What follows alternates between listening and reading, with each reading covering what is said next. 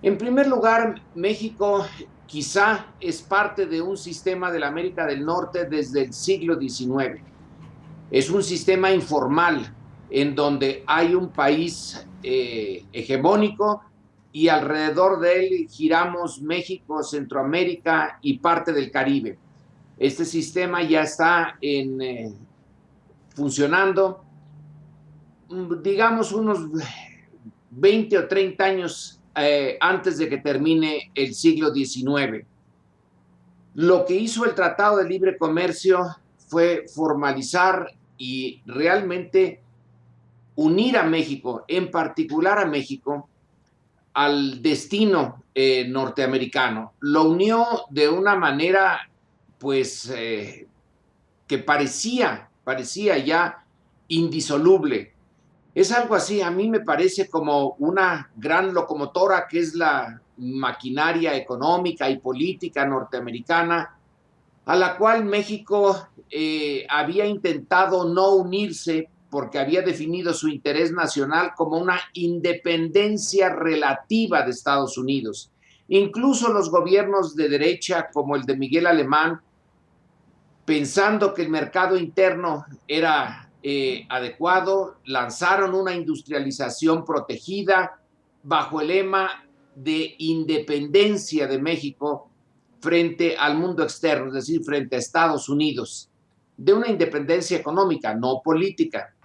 Pero el modelo dio de sí, fracasó, y entonces la salida casi de emergencia que encontró Carlos Salinas fue la de dar marcha atrás o voltear 180 grados la idea del proyecto nacional y decir, a partir de ahora, nuestro destino es ser lo más cercano a Estados Unidos, convertirnos en una parte de su economía, enganchar nuestro pequeño cabús al tren norteamericano e irnos con ellos a donde ellos digan que vamos.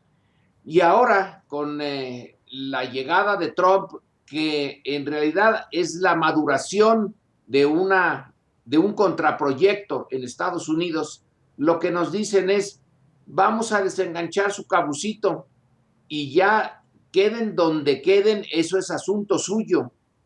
Realmente tomó por sorpresa a la dirigencia mexicana que de una manera tan abrupta decidieran las élites norteamericanas o una parte de la élite norteamericana, pero que es la que tiene ahorita la dirección de ese país, marchar por su cuenta.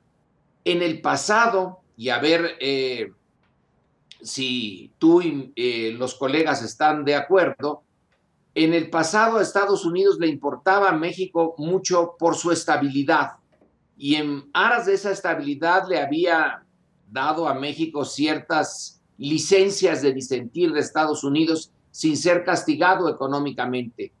Y en aras de esa estabilidad es como Salinas logró colarse en el Tratado de Libre Comercio. La estabilidad era importante, bueno, pues porque estaba Estados Unidos en pugna con la Unión Soviética y venía todavía la Guerra Fría, etcétera. Y la estabilidad interna de México era parte del interés nacional norteamericano. Me da la impresión, Carmen, de que ahora les importa un pepino la estabilidad mexicana. Como ya no están en una lucha global, eh, nuestro, nuestro ticket, nuestro boleto para entrar al tren norteamericano y poner nuestro cabucito en esa larga locomotora y sus carros en Estados Unidos, era que les éramos útiles para la Guerra Fría y para mantener la estabilidad en su frontera. Ahora Trump dice, ¿saben? Voy a poner un muro, que no sé si lo ponga, pero un muro de 10 a 15 metros de altura y miren, me deshago de ustedes, hago como si estuvieran en la Antártida. Y nosotros nos quedamos sin una alternativa. Eh, Echamos por la borda la posibilidad de seguir intentando un desarrollo más o menos independiente apostamos todo al ser parte del proyecto norteamericano y ahora ese proyecto nos dice, pues no, no son ustedes parte de él, vayan a buscar a ver dónde su futuro, nosotros nos vamos solos con este nacionalismo cerrado, duro, agresivo, que simboliza el discurso de Donald Trump. John Tutino tiene ahora un libro que ya está traducido al español, un libro gordo sobre la posición de México en el mercado internacional durante la época colonial, y resulta que en buena medida el éxito de nuestra industria minera, México junto con Bolivia, Perú, se convirtieron en proveedores de plata para Europa, y Europa la necesitaba para su comercio con India y China. Entonces, resulta que tenemos una relación con China de varios siglos que luego se rompió. Supongamos, y seamos optimistas, que se puede volver a rehacer. Va a costar mucho trabajo para nosotros en particular. Creo que México está en una posición muy débil porque se le apostó demasiado a los Estados Unidos. Dice Sergio Aguayo, México se abrió al mundo, pero resulta que el mundo al que nos abrimos en estricto sentido era un solo país.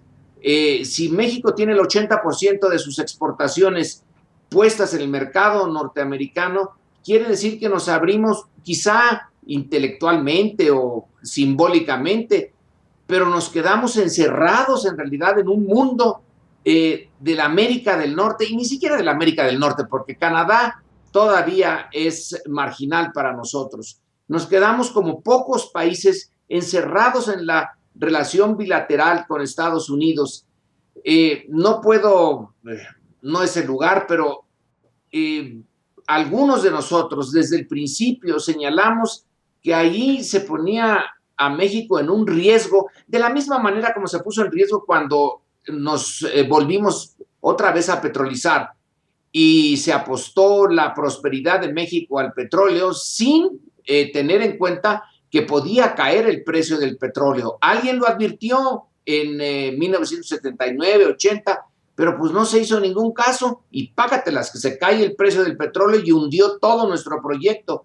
Aquí también se dijo, oigan, el Tratado de Libre Comercio nos liga demasiado a un país que no tiene lealtades. Bueno, ningún país tiene lealtades como las personas.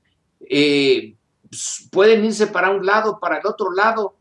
Ahora, pensar en China, pues está en chino, porque en muchos aspectos no somos complementarios, sino competitivos, y rehacer o hacer unas relaciones con China, para empezar necesitamos tener mexicanos que conozcan China por montones, por cientos, por miles. Los chinos nos llevan delantera en ciencia, en tecnología, en proyecto nacional. Ellos sí tienen un proyecto nacional. Ay, Carmen, bueno, hay que pensar que China es una posibilidad, pero no es fácil. Citando a Cosío Villegas en su libro de su ensayo de 1947, donde dice que si México no se regeneraba, estaba hablando de realmente de la modernización del Estado mexicano y de los efectos ya de la corrupción. Dice, si no lo hace, puede recurrir a Estados Unidos. Y es posible que Estados Unidos acepte sacar a México del hoyo. Pero una vez que lo acepte, México, dice así muy enigmático José Villegas, dejará de ser México. Pues fíjate, creo que eso es lo que estamos viviendo ahora. Estados Unidos le ayudó vía Salinas inicialmente a salir de un agujero en que la clase política se había metido, pero abandonamos mucho de nuestra visión de un país que podía más o menos seguir por una vía no independiente, pero sí con una cierta soberanía. Y ahora, en este momento, estamos viendo que dejamos de ser lo que deberíamos de haber sido.